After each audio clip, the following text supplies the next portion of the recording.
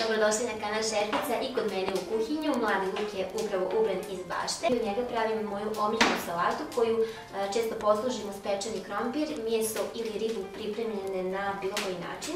Biće nam potreban mladi luk, jedno 10-ak pušli, potom 500 g grčkog jogurta, ali ako nemate grčki jogurt, možete da stavite 400 g kisele pavlake, to je jedna velika čaša, i da razblažite malo sa jedno 100 ml jogurta, potom jedna kašika sirćeta, soli po ukusu i 4 kašike vitalovog majoneza. Možete koristiti ovaj lagani posni majonez ili ovaj sa jajom. Luk dobro operite i očistite, potom iseckajte pola vezice mirođije i pola vezice pešunog lišća.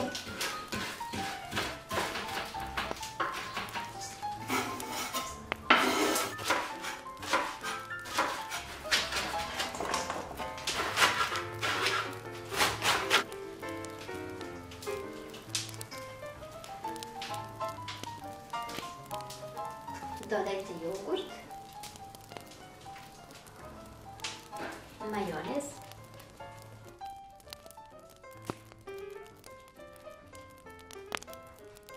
i još kašiku sirćeta i posoliti, izmiješati i salata je gotova.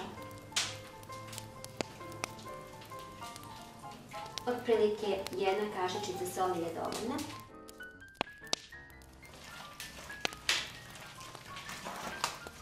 Naša salata je gotova za svega 10-ak minuta. Obavezno je isprobajte jer zaista je jako ukusna i prosto joj se ne može odoleti. Uživajte i u ostalim receptima. Pišite mi utiske. Pisane recepte možete pronaći na blogu www.šerpica.net ili u opisu ispod svakog video recepta. Želim vam prijatno i uspešno kuvanje uz kanal Šerpica.